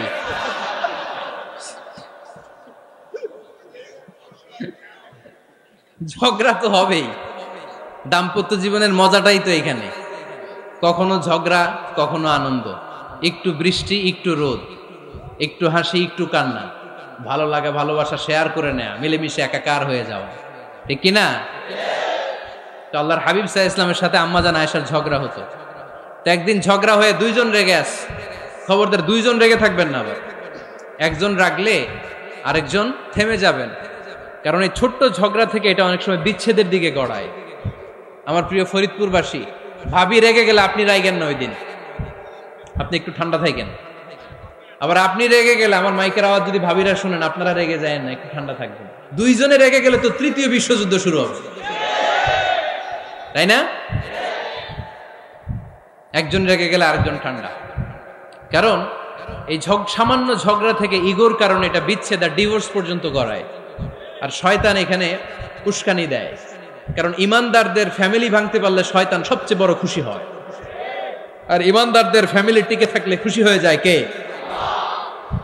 আম্মাজান আয়েশা রাদিয়াল্লাহু তাআলা আনহার সাথে বিষ্ণু ইসা ইসলামের ঝগড়া হতো মাঝে মাঝে। একবার ঝগড়া হলো, বিষ্ণু ইসা ইসলামের রাগ, আম্মাজান আয়েশাও রাগ। বিষ্ণুই বললেন, আয়েশা, ঝগড়া করে আর কতক্ষণ থাকবো, আসো মিটমাট করি। আয়েশা রাদিয়াল্লাহু বললেন, ঠিক আছে, মিটমাট করবো। তো বিষ্ণু ইসা ইসলাম বললেন, মিটমাটের জন্য কারে ডাকবো? ওমর রে ডাকি। কয় না, ওমর রে না, ওমর গালিজ, ওমর অনেক রাগে, আমার ডর লাগে। কয় তাহলে তোমার আব্বারে ডাকি। কয় ডাকেন। কি খুশি! মেয়েদের মধ্যে অভ্যাসটা আছে না নাই? তাহলে তোমার আব্বারে ডাকি, ডাকেন। ডেকে নিয়ে আসা হলো। আবু বকর রাদিয়াল্লাহু তাআলা আনহু দাঁড়ালেন, আম্মাজান আয়েশা দাঁড়ালেন, বিশ্বনবীও দাঁড়ালেন। বিশ্বনবী বললেন, আয়েশা, তোমার আব্বা আসছে, এবার ঘটনা খুলে বলার পালা, তুমি বলবা নাকি আমি বলবো? আম্মাজান আয়েশা বললেন, আপনি বলেন, তবে ওয়ালা তাকুল ইল্লা হাক্কান, যেটা ঘটছে ওইটাই বললেন, মিথ্যা কথা কইেন না। আবু বকর রাদিয়াল্লাহু তাআলা আনহু রেগে মেগে আগুন। কি এই কথা তুমি কেমন করে বলো? বিশ্বনবী কি মিথ্যা কথা কখনো বলবে? রেগে মেগে দিলেন মেয়ের গালে এক চড়। বানিয়ে বলতেছি না, মুসনাদ আহমদ ইবনে হাম্বলের হাদিস। বাবার হাতের থাপ্পড় খেয়ে আম্মাজান আয়েশা উল্টে বললেন। সাইয়েদনা আবু বকর রাগে গড়গড় করছেন, আবার মারার জন্য তেড়ে গেলেন। এবার বাঁচার জন্য আম্মা জান আয়েশা বিশ্বনবীর পিছনে যে আশ্রয় নিলেন, বিশ্বনবী বাঁচানোর জন্য 2 হাত মেলে দাঁড়িয়ে গেলেন। পড়েন সুবহানাল্লাহ। বিশ্বনবী যখন 2 হাত মেলে দাঁড়িয়ে গেলেন, সাইয়েদনা আবু বকর রাদিয়াল্লাহু আনহু থেমে গেলেন। সাইয়েদনা আবু বকর রাদিয়াল্লাহু তাআলা আনহু ঘর থেকে বের হয়ে বারান্দায় দাঁড়ালেন। পড়েন সুবহানাল্লাহ। এবার বিশ্বনবী আম্মা জান আয়েশার কাছে যেয়ে বলেন, ইয়া আয়েশা কাইফা রাআইতিনি আনকাসতুকি মিনার রাজুল, দেখছো কেমনে বাঁচাইলাম? আমি না থাকলে বর্তমানে ফেলতো আজকে।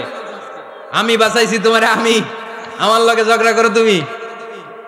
লজ্জায় পড়ে আম্মা জান আয়েশা খিলখিল করে হেসে দিলেন, বিশ্বনবীও হেসে দিলেন। দুইজনের হাসির মধুর আওয়াজ শুনে সাইয়েদনা আবু বকর বাইরে থেকে অবাক, কিরে এতক্ষণ না ঝড় তুফান, এখন দেখি হাসি। সালাম দিয়ে অনুমতি নিয়ে ভিতরে ঢুকলেন। ঢুকে দেখেন আম্মা জান আয়েশাও হাসে, বিশ্বনবীও হাসে। এ হাসি দেখে আবু বকর রাদিয়াল্লাহু আনহু হেসে দিলেন। আরশের উপর থেকে খুশি হয়ে গেলেন কে? এবার সাইয়েদনা আবু বকর রাদিয়াল্লাহু তাআলা আনহু বললেন, ইয়া রাসূলুল্লাহ আশরিকানি ফি সিলমিকুমা কামা আশরাকতুমানি ফি হারবিকুমা। ও নবী, যুদ্ধ লাগলে, দুইজন যুদ্ধ লাগলে মীমাংসার জন্য যেমনি আমারে ডাকেন, এরকম হাসি আর আনন্দের মুহূর্তেও আমারে একটু ডাইকেন। আশরিকানি ফি সিলমিকুমা কামা আশরাকতুমানি ফি হারবিকুমা। নবী, আপনাদের মধ্যে ঝগড়া লাগলে সন্ধি করার জন্য আমারে যেমনি ডাকেন, আপনাদের হাসি খুশি আনন্দ খুনসুটি এই মজাদার মুহূর্তগুলোতে আমারে বঞ্চিত রাখেন না, আমার একটু ডাইকেন। সুবহানাল্লাহ পড়েন। এই মুসনাদে আহমদ ইবনে হাম্বলের হাদিস শোনার উদ্দেশ্য হচ্ছে, বিশ্বনবী প্রথমে ওমর ফারুকের নাম বলেছিলেন। সাইয়েদনা আয়েশা বলে, না আমি ডরাই। হাইবাত, দিস ইজ কল্ড হাইবাত ওমর। একবার বিশ্বনবীর সব বিবিরা ধরলেন, ও নবী আমাদেরকে এটা দেন, ওইটা দেন, ঘরে এটা নাই, ওইটা নাই, ওইটা নাই। বিশ্বনবীকে, আমার কাছে কিচ্ছু নাই, যদি এমনি আমার বউ হয়ে থাকতে চাও থাকো, তাহলে তা না হলে যা লাগবে কিনে দেব, সাথে সাথে তালাকও দিয়ে দিব। কিছু দিতে পারবো না, আমার নাই তো, সামর্থ্য নাই। কিন্তু বিবিরাও ছাড়া না, এটা দেন ওইটা দেন। বিশ্বনবী রহমতের নবী, বিবিদেরকে বুঝাতেও পারেন না, বিবিরা আবদার করতেছে, নবী এটা লাগবে ওইটা লাগবে। ইন দ্য মিন টাইম বিশ্বনবী একজনের সালাম শুনতে পেলেন। কে যেন দরজায় দাঁড়িয়ে বলতেছে, আসসালামু আলাইকুম। বিশ্বনবী দরজার দিকে তাকালেন, তাকিয়ে বললেন, ওয়া আলাইকুমুস সালাম। আর বুঝতে পারলেন এটা আমার ওমরের সালাম।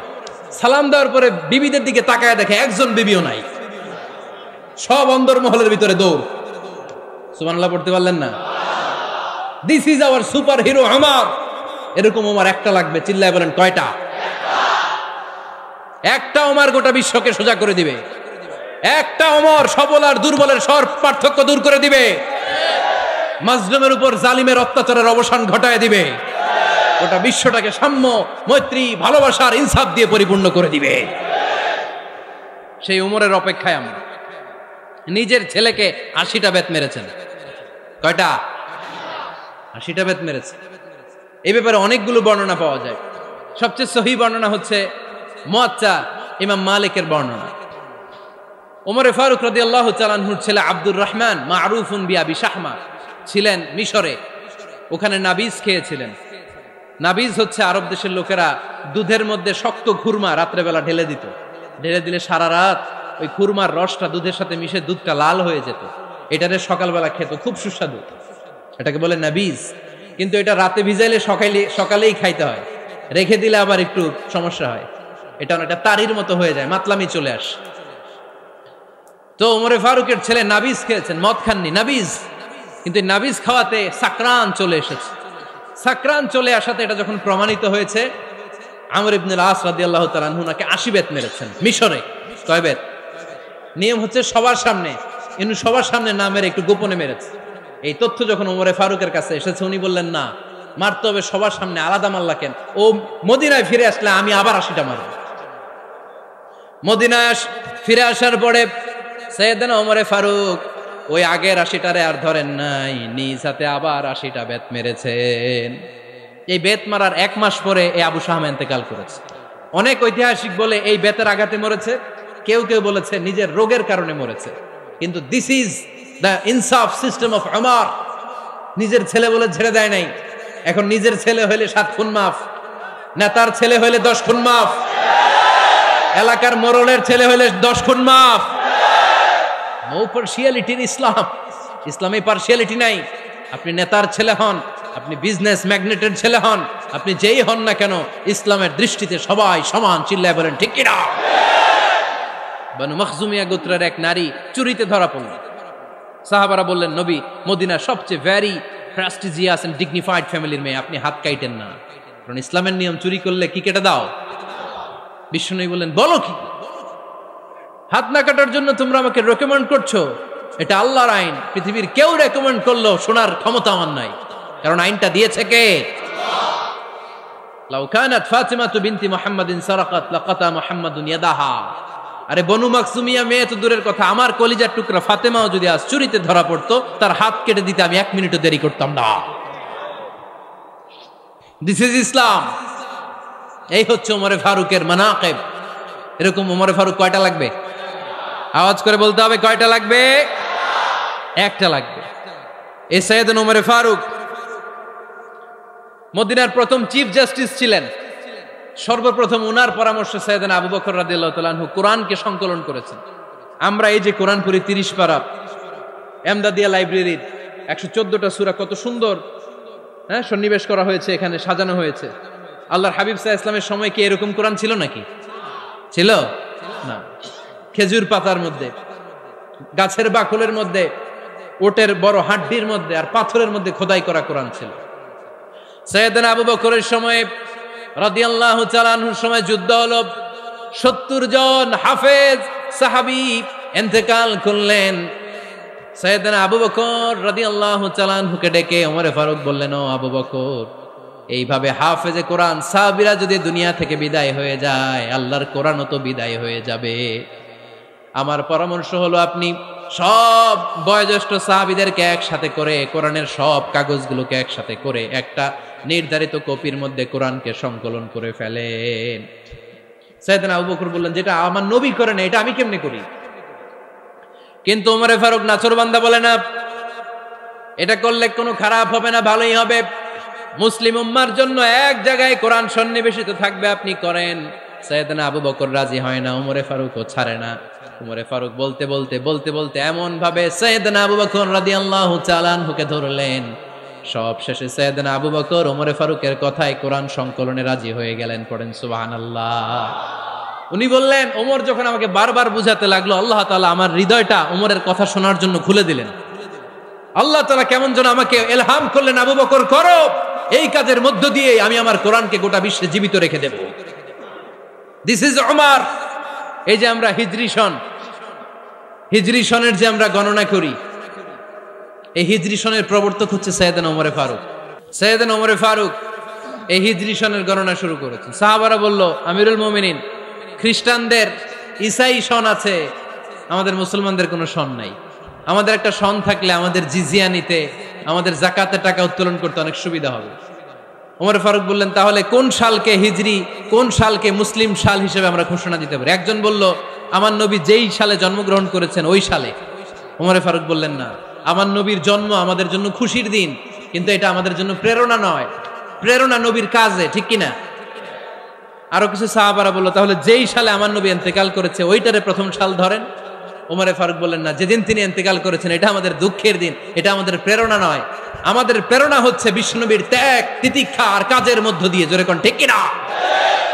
ওমর ফারুক বললেন, যেদিন বিশ্বনবী ইসলাম রক্ষায় নিজের মাতৃভূমি ছেড়ে মক্কা থেকে মদিনায় গিয়েছেন, ওই দিনটাকে হিজরি প্রথম দিন ধরে আমরা হিজরি সাল গণনা করে শুরু করে দেব। ওইটাই হচ্ছে হিজরি সন। সেখান থেকে হিজরি সনের প্রবর্তন করেছেন সাইয়েদনা ওমর ফারুক রাদিয়াল্লাহু তাআলা আনহু। এই যে স্টেট গভর্নমেন্ট, এই যে প্রিজন, জেলখানা, ক্যান্টনমেন্ট, সচিবালয়, গণভবন, বঙ্গভবন, মুক্তিযোদ্ধাদের ভাতা, রাষ্ট্রীয় ভাতা, এই সব নিয়ম কানুন সাইয়েদনা ওমর ফারুক তার রাষ্ট্রীয় আমলে তিনি নিজে করেছেন। চিল্লায় পড়েন আল্লাহু আকবার। মুসলমানদের আলাদা কারেন্সি, নিজস্ব মুদ্রা ব্যবস্থা নিজে চালু করেছেন। সৈনিকদের মধ্যে যারা বিবাহিত, প্রতি 6 মাস অন্তর অন্তর 1 মাসের ছুটি কাটাতে তারা ফিরে আসবে, সাইয়েদনা ওমর ফারুক চালু করেছেন। চিল্লায় আওয়াজ করে পড়েন আল্লাহু আকবার। এই যে আমরা 20 রাকাত সালাতুত তারাবি পড়ি রমাদানে, পড়েন না আপনারা? এটা সাইয়েদনা ওমর ফারুক চালু করেছে। সুবহানাল্লাহ পড়তে পারলেন না? কোরআনে মোট 22টা আয়াত আছে যেখানে সাহাবারা ইনডিসিশনে ভুগছিলেন। বিশ্বনবীর মত একটা, ওমর ফারুকের মত আর একটা। এই 22 জায়গায় আল্লাহ তাআলা বিশ্বনবীর মতের পক্ষে আয়াত নাজিল না করে ওমরে ফারুকের মতের পক্ষে করোনার আয়াত নাজিল করেছেন। আওয়াজ করে পড়েন আল্লাহু আকবার।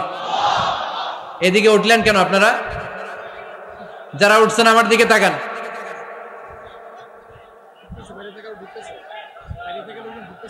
কিছু ভিতরে ঢুকতেছে, কিছু বাইরেতেছে না?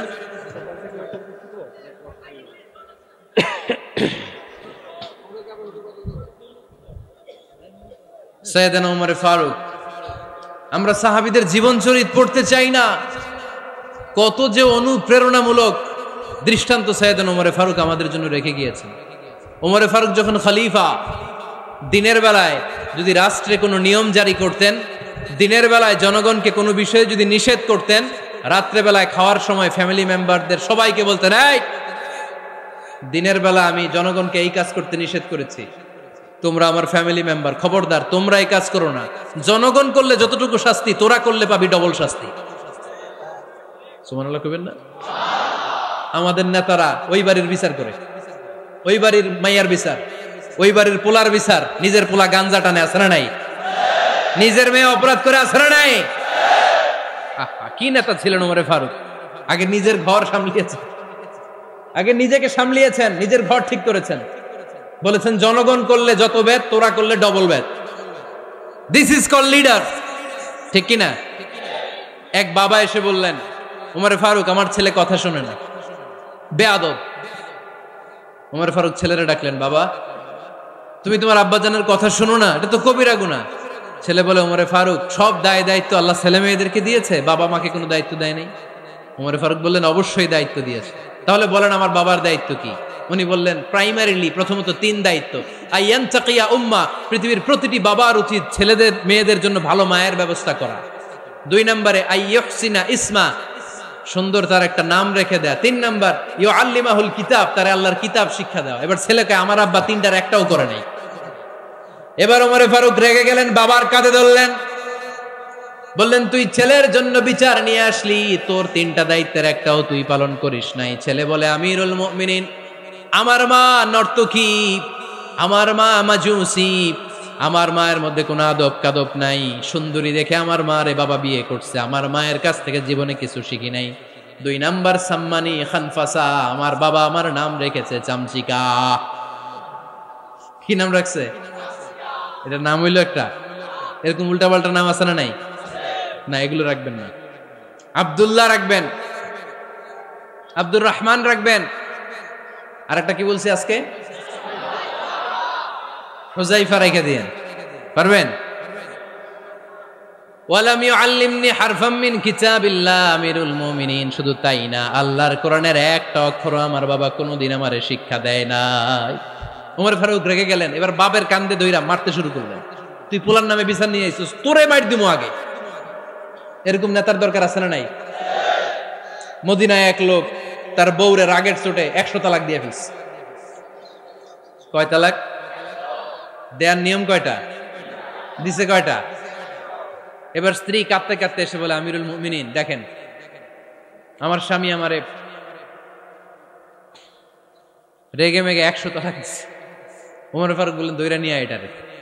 নিয়ে আসা হলো। ওমর ফারুক বললেন, কয়টা তালাক দিয়েছ? কয় 100টা। কেন দিছ? কয় মাথা গরম আছিল।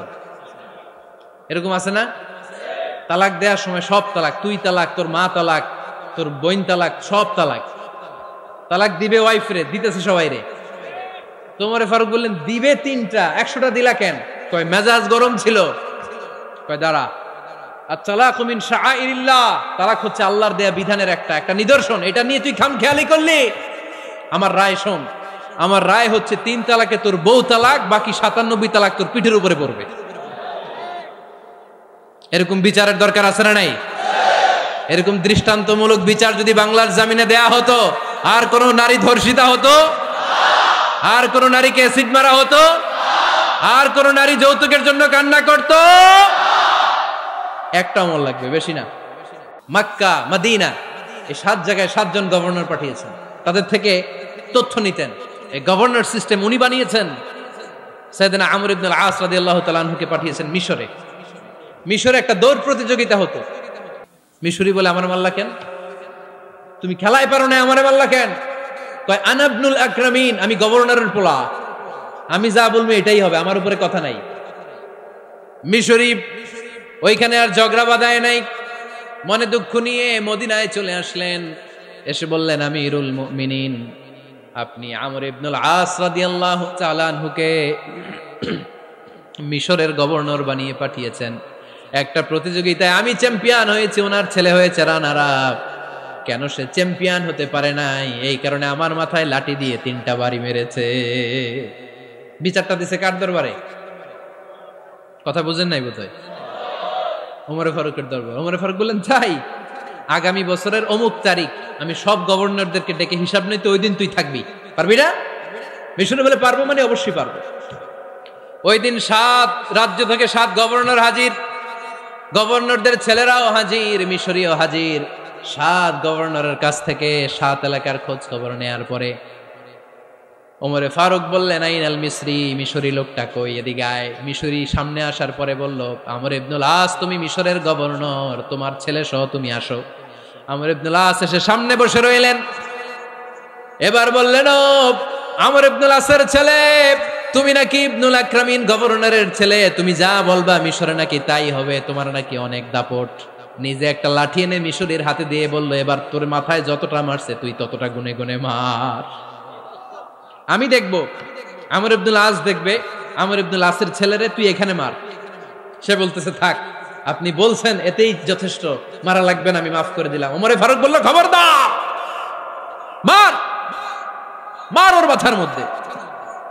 মিশরি ওমরে ফারুকের ধমক শুনে ভয়ে ভয়ে 3টা বাড়ি মারল। এই বাড়ি মারা দেখেও ওমরে ফারুকের হৃদয় ঠান্ডা হয় নাই। লজ্জায় আমর ইবনুল আস, বয়স হয়ে গিয়েছে সাহাবা, মাথা তখন টাক, মাথায় চুল নাই, লজ্জায় মাথাটা হেট হয়ে মাথাটা নিচু করে রেখেছে। এবার রাগের চোটে ওমরে ফারুক বললেন, এবার আমর ইবনুল আসের টাক মাথার মধ্যে একটা মার, মার। কেন ছেলেকে শিক্ষা দিতে পারে নাই? ইয়া আমর ইবনুল আস, মাতা জাআলতুমুন নাস আবিদা, জনগণ তাদেরকে দেখভাল করার জন্য তোমাদেরকে পাঠানো হয়েছে, তাদের উপর কোনো অত্যাচার করার জন্য নয়। চিল্লায় বলেন ঠিক কি না? এরকম নেতা কয়টা লাগবে? কয়টা? ওই নেতার নাম কি? ওমর। হ্যাঁ, হুয়া ইয়াতি ওমর। 22 জায়গায় বিশ্বনবী কয় একটা, ওমরে ফারুক বলে আর একটা। আল্লাহ বলে, বিশ্বনবী আপনার পক্ষে আমি আয়াত নাজিল করতে পারলাম না, আমি ওমরের পক্ষে নাজিল করে দিলাম। বিশ্বনবী বলতেন, ইন্নালি কুল্লি উম্মাতিন মুহাদ্দাস, সব উম্মতের মধ্যে, সব নবীর উম্মতের মধ্য থেকে একজন করে আল্লাহ তাকে মুহাদ্দিস বানাতো। মুহাদ্দিস না, মুহাদ্দাস। মুহাদ্দাস মানে এমন লোক যিনি যা ভাবতো ওই ভাবনাটাই আল্লাহ আয়াত হিসেবে নাজিল করে দিতেন। বিশ্বনবী বললেন, আমার উম্মতের মধ্যে মুহাদ্দাস হচ্ছে সাইয়েদনা ওমর। মদিনার সবচেয়ে বড় মুনাফিকের নাম আব্দুল্লাহ ইবনে উবাই ইবনে সালুল, সব মুনাফিকদের সরদার। কিন্তু এই মুনাফিকের ছেলেটা হলো পাক্কা ইমানদার। এই ছেলের নাম হলো আব্দুল্লাহ। আওয়াজ করে বলেন, ছেলের নাম কি? আব্দুল্লাহ ইবনে উবাই ইবনে সালুল, মুনাফিক সরদার যখন ইন্তেকাল করলো, সাইয়েদনা আব্দুল্লাহ রাদিয়াল্লাহু তাআলা আনহু বিশ্বনবীর কাছে এসে চোখের পানি ছেড়ে ডেকে বলে, নবী আপনিও জানেন, আমিও জানি, মদিনার সবাই জানে আমার আব্বা মুনাফিকদের সরদার, কিন্তু আমার মন তো মানে না, আমার তো পিতা, আমার তো বাবা লাগে, আমার তো মন মানে না। আপনিও জানেন মুনাফিক, আমিও জানি মুনাফিক। নবী আপনার দরবারে কিছু আমি চাই না, আপনার গায়ের একটা জামা দেন, আপনার জামাটা পরিয়ে আমার বাবারে দাফন দিব। এর উসিলায় যদি আমার আব্বারে আল্লাহ মাফ করে দেয়, দয়ার নবী মায়ের নবী জামা খুলে দিয়ে দিলেন। পড়েন সুবহানাল্লাহ। আব্দুল্লাহ রাদিয়াল্লাহু তাআলা আবার আবদার চললেন, নবী জানি আমার বাবা মুনাফিক, কিন্তু আমার তো বাবা, আপনার দরবারে ফরিয়াদ, আপনি নিজে যে আমার বাবার জানাজার নামাজের ইমামতি করবেন। দয়ার নবী মায়ার নবী জানাজার নামাজে যেতে চাইলেন। ওমরে ফারুক বললেন, নবী না, খবরদার আপনি উবাই ইবনে সালুলের জানাজায় যাবেন না। বিশ্বনবী জোর করে যেতে চাইলেন। সাইয়েদনা ওমরে ফারুক বিশ্বনবীর জামা পেছন থেকে টেনে ধরলেন। আল্লাহু আকবার। টেনে ধরলেন, যাবেন না আপনি। ওমরে ফারুকের হাত থেকে হ্যাচকা টান মেরে জুব্বা টান দিয়ে বিশ্বনবী জানাজায় চলে গেলেন। রব্বুল আলামিন আয়াত নাজিল করলেন, ইস্তাগফির লাহুম আও লা তাস্তাগফির লাহুম ওয়া ইন তাস্তাগফির লাহুম 70 মাররাতান ফালান ইয়াগফিরাল্লাহু লাহুম। নবী গো, একবার নয়, দুইবার নয়, 70 বারও যদি এই মুনাফিকের জন্য আপনি ক্ষমা চান, তার জন্য ক্ষমা নাই, তার জন্য আছে জাহান্নাম। ওয়ালা তাকুম, আপনি যাবেন না আলা কবরি, কখনো তাদের জানাজায় যাবেন না। এই যে একটা ভুল করে ফেলছেন, এটা এইবারই শেষ, এরপরে আর যাবেন না। সাইয়েদনা ওমর ফারুকের পক্ষে আল্লাহ তাআলা কোরআনের আয়াত নাজিল করে দিলেন, চিল্লায় পড়েন আল্লাহু আকবার। এভাবে 22টা জায়গায় ওমর ফারুক যা বলেছে, এটা নিয়ে একটা আলাদা আলোচনা হইতে হবে, আলাদা একটা আলোচনা লাগবে যে 22টা আয়াতে আল্লাহ তাআলা বিষ্ণুনবীর পক্ষে কোরআনের আয়াত নাজিল না করে সাইয়েদনা ওমর ফারুকের পক্ষে আয়াত নাজিল করেছেন, চিল্লায় পড়েন সুবহানাল্লাহ। ওই ওমর ফারুককে আমাদের মডেল বানানোর দরকার আছে না নাই? ওই ওমর ফারুকের জীবনী আমাদের ছেলে মেয়েদেরকে পড়ানোর দরকার আছে না নাই? আমাদের ভবিষ্যৎ প্রজন্ম এগুলো জানে না। ওরা সালমান খান দেখে বড় হয়, ওরা শাহরুখ খান দেখে বড় হয়, ওরা ঋত্বিক রোশনকে দেখে বড় হয়, ওরা মনে করে যে এরাই বড় সুপার হিরো। আমাদের যে কত বড় সুপার হিরো আছে এরা জানেই না। নতুন প্রজন্মের কর্ণকহুরে সাইয়েদনা ওমর ফারুকের ইতিহাস পৌঁছে দেওয়ার দরকার আছে না নাই? ওমর ফারুকের ইন্তেকালের ঘটনাটা বলেই আমরা মোনাজাতের দিকে যাব। শুনবেন? শুনতে চান? উনি স্বপ্নে দেখলেন একটা লাল মোরগ ওনাকে 3টা ঠোকর মেরেছে। কয়টা? উনি জুমার নামাজে, জিলহজ মাসের শেষ সপ্তাহে জুমার নামাজে বললেন যে একটা লাল মোরগ 3টা ঠোকর মেরেছে। মুগীরা ইবনে শুবা রাদিয়াল্লাহু তাআলা আনহুর দাস আবু লুলু আল মাজুসি, এই লোকটা খঞ্জর বানাতে পারত। মুগীরা রাদিয়াল্লাহু তাআলা আনহুর দাস। মুগীরা প্রতিদিন 4 দিরহাম করে চার্জ করত, যেহেতু দাস। সে এসে বিচার দিল, আমিরুল মুমিনিন, মুগীরা আমার থেকে বেশি টাকা চায়, জুলুম করে। ওমর ফারুক বললেন, তাই? তুমি কি কাজ জানো? বলে, আমি খঞ্জর বানাতে জানি। বাড়ি কই? পারস্য। আরে তুমি খঞ্জর বানাতে জানলে তো 4 দিরহাম অনেক কম, সে তো আরো বেশি টাকা নেওয়া দরকার ছিল তোমার থেকে। আবু লুলুর এই কথা পছন্দ হয় নাই। সে কয়, ওমর তুমি সবারে দয়া দেখাও আর আমার ক্ষেত্রে কঠিন নিয়ম বানাইলা, দাঁড়াও এই নিয়ম তোমারে আমি দেখাবো। এই রাগে সে বাড়িতে যে একটা খঞ্জর বানালো। কি বানালো? খঞ্জর চিনেন? ছোট্ট ছুরি। কিছুদিন আগে ওমানের সুলতান কাবুস ইন্তেকাল করেছে, জানেন আপনারা? ওনার এই কোমরের মধ্যে খঞ্জর থাকতো, ছবিতে দেখছেন? আরব শায়েখ যারা সুলতান আমির, কোমরে কি থাকে? ছোরা থাকে, খঞ্জর। সে বাসায় যে একটা খঞ্জর বানালো, যেই খঞ্জরের 2 মাথা, লাহু রাসান ওয়া মাকবাদাতুহু ফি ওয়াসাতি, আর ধরার হ্যান্ডেলটা মাঝখানে, এদিকেও ছুরি এদিকেও ছুরি, যাতে এইভাবে এইভাবে মারা যায়। সে ধার দিতে লাগলো আর বলল, ওমর দাঁড়াও তোমারে আমি দেখাবো। ওমর ফারুক মসজিদে নববীর ইমাম, ফজরের নামাজের সময় এ আবু লুলু আল মাজুসি বুরনুস পরে, চাদর পরে, লুকিয়ে লুকিয়ে, সে অগ্নি উপাসক, মুমিন নয়। ওমর ফারুককে অ্যাটাক করার জন্য গেলেন মসজিদে নববীতে। ওয়াকানু ইউসাল্লুনা বিগালাস, তখন ওনারা অন্ধকারে নামাজ পড়তেন। নামাজের সময় যখন হলো, লুকিয়ে লুকিয়ে প্রথম কাতারে ওমর ফারুকের পিছনে মুয়াজ্জিনের পাশেই দাঁড়ালো, হাতে খঞ্জর। একামত হলো, ওমর ফারুক সালাত শুরু করলেন, ফজরের সালাত, আল্লাহু আকবার। নামাজ শুরু করলেন, সূরা ফাতিহা বললেন। আরেকটা সূরা যখন পড়তে যাবেন, in the meantime Abu Lulu এই খঞ্জর নিয়ে ওমর ফারুকের বুকের মধ্যে 3টা স্টেবিং করলেন। একটা মারলেন নাভির নিচে, মারার সাথে সাথে পাকস্থলী কেটে গেল। আরেকটা মারলেন পাজরে, পাজর ছিঁড়ে গেল। 3টা মারার পরে ওমর ফারুক বললেন, কাতালানি আল কালব, এক কুকুর আমাকে মেরে ফেলেছে। পেছন থেকে এক সাহাবীকে টান মেরে সামনের দিকে নিয়ে গেলেন, তুমি নামাজের ইমামতি করাও। আর ওমর ফারুককে বাকিরা ধরাধরি করে পেছনে নিতে আরম্ভ করলেন। আর এই আত্মাই আক্রমণ যে করেছে, সে কাতারের মাঝখান দিয়ে যেতে আরম্ভ করলো আর 2 দিকে ছুরি মারতে আরম্ভ করলো। 13 জন সাহাবীর গায়ে ছুরি মেরেছে, 7 জন সাহাবা স্পট ডেথ, জায়গায় মৃত্যু। এই ভয়ঙ্কর অবস্থা দেখে এক সাহাবী বুরনুস, এক ধরনের জুব্বা আছে মাথাওয়ালা, অনেকে জ্যাকেট পরছেন না এরকম মাথাওয়ালা, লম্বা জুব্বা আছে, আরবরা শীতে পরে মাথাওয়ালা। এই মাথাওয়ালা জুব্বা বের করে এক সাহাবী জালের মতো তার দিকে উড়ায় মারল। ওই বুরনুসের মধ্যে পেঁচিয়ে আবু লুলু মাটিতে পড়ে গেল আর সুইসাইড করে ফেলল, নিজের বুকে নিজে মেরে আত্মহত্যা। যেই সাহাবীকে ইমামতির জন্য দাঁড় করালেন, উনি ছোট্ট সূরা দিয়ে, প্রথম রাকাতে সূরা আল কাউসার, দ্বিতীয় রাকাতে সূরাতুল ইখলাস দিয়ে নামাজ শেষ। ওমর ফারুক বেহুশ। ওমর ফারুক কি? হ্যাঁ, বেহুশ। সবাই কান্নাকাটি করতেছে, সবাই দেখতে গেলেন, এখন হুঁশ ফিরে না। মুখের মধ্যে, মুখ খুলে রাষ্ট্রের চিকিৎসক মুখের মধ্যে দুধ দিলেন, ওই নাভি দিয়ে দুধ বের হয়ে যায়। পাকস্থলী কেটে ওখান দিয়ে দুধ বের হয়ে যাচ্ছে। তারা বললো ওনারে বাঁচানো সম্ভব না, দেখেন হুঁশ ফিরে কিনা। হুঁশ ফিরলে ওনার পরে কে আমির হবে, উনি যেন প্যানেল ঠিক করে দিয়ে যায়।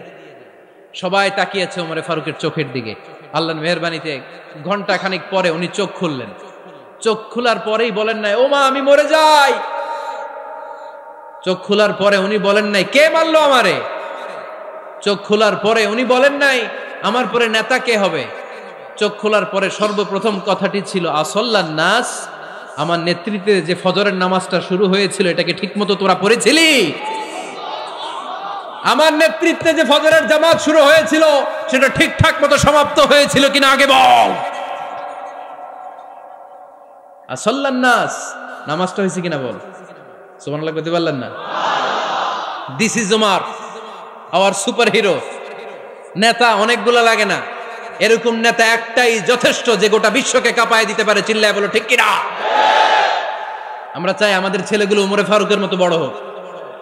আমরা চাই আমাদের ছেলে মেয়েগুলো খাব্বাব, খুবাইব, সাইয়েদনা আলী, উসমান, আবু বকর রাদিয়াল্লাহু তাআলা আনহুর অনুসরণে বড় হোক। ঠিক কিনা? আমরা একটা ওমর চাই যিনি আমাদেরকে সালাতের শিক্ষা দিয়ে গিয়েছেন, ইন্তেকালের আগে বলেছেন সাল্লান নাস। এজন্য আমরা যেন নামাজ কখনো নষ্ট না করি। আল্লাহর জমিনে দিন বাস্তবায়ন আসাদ্দুহুম ফি আমরিল্লাহি ওমর রাদিয়াল্লাহু তাআলা আনহুর মতো এত কঠোর কেউ ছিলেন না। তাই দিন বাস্তবায়নে আমরা যেন কাউরে ছাড় না দেই। সবার আগে আল্লাহর দিন, সবার আগে আল্লাহর কোরআন, সবার আগে আমার ইসলাম। ঠিক কিনা? চাইলেই কেউ এদেশ থেকে ইসলামরে মিটাই দিতে পারবে না।